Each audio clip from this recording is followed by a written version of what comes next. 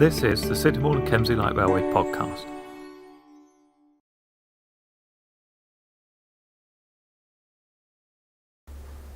Hello and welcome to the Sittingbourne and Kemsley Light Railway podcast number 6. My name is Paul Best and I am the Railway's press officer and also your host for this programme. And I'm recording this in the bar car here at the railway at Kemsley Down. This year, 2011, we hope to see the reopening of the line from Sittingbourne all the way through to Kemsley Down, but we'll talk about that a bit later on. In this podcast, I will be reviewing 2010, give you an update of the latest news from the railway, and introduce you to the Model Railroad Hobbyist magazine and podcast. This podcast will be split into several parts to make downloading easier. This first part will be the introduction, and then we will visit the ticket office before taking a virtual trip between Milton Regis as the halt and Kemsley Down. On arrival at Kemsley Down, there will be the latest news roundup from what's going on from the various departments around the railway site, a trip to the railway shop and the Footplate Cafe, and then we will return to Milton Regis as the halt for onward connections. But first, let's get up to date with a quick history of the railway.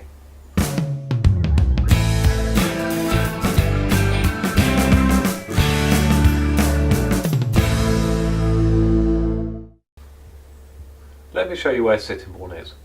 It's about an hour from London Victoria and London St Pancras International by train, and it's on the north coast of Kent.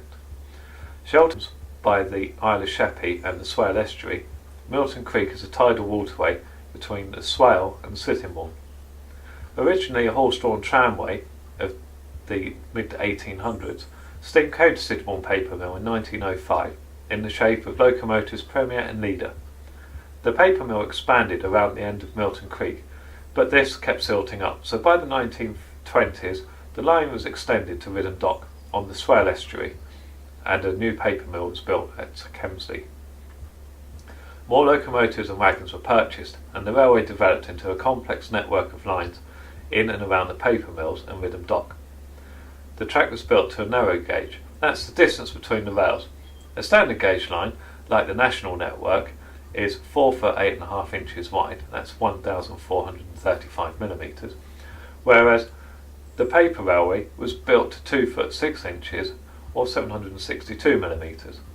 Another advantage of narrow gauge is that the track can have tighter curves and the locos and rolling stock are smaller and lighter, but still capable of much more that could be achieved by a horse. However, by the 1960s, technology had moved on and the railway was to be replaced by trucks, not just between the mills and the dock, but also within the sites. Bowalter's management asked the booming railway preservation movement if they would be interested in operating the southern half of the line for tourist trains to preserve part of the industrial railway. And so, in 1969, the Locomotive Club of Great Britain, or LCGB, took over the operation of the Bowalter's Light Railway, and during the winter months helped dismantle track and infrastructure north of Kemsley Paper Mill and set up a station at the site of the former incinerator loop at Kemsley Down. A transshipment shed from Riddham Dock became the engine shed and mess room, which is now the railway shop, and an old office hut became the refreshment room, now known as the Footplate Cafe. The railway opened to the public for the first time in Easter 1970. For nearly 40 years, the railway continued to carry tourists and local people between Sittingbourne, Milton Regis and Kemsley Paper Mill as an affordable day out. Many special events have been held here, from Wild West afternoons through to open-air theatre. Regular events in 2008 included Jack the Station Cat Weekend, Model Railway Day, Ivor the Engine Weekend, Gala Weekend and of course the annual Steam and Beer Festival. In early 2008, Sittingbourne Paper Mill was closed. The railway was instructed to look for new premises by its landlord, and for the first few months we were prevented from spreading the news, but by the summer we had to break the silence to launch the SOS campaign, which stands for Save Our Steam Railway or Save Our SKLR. This campaign heightened awareness of the railway's plight and promoted donations to a fighting fund to help us challenge our impending eviction. The 2008 Gala weekend saw the end of Turn Up and Go public operation, and all public trains ceased with the last train on Boxing Day that year. In 2009, the Railway's negotiation team managed to secure a 100-year lease on a mile of track between Milton Regis Asda Halt and Kemsley Down, excluding both stations.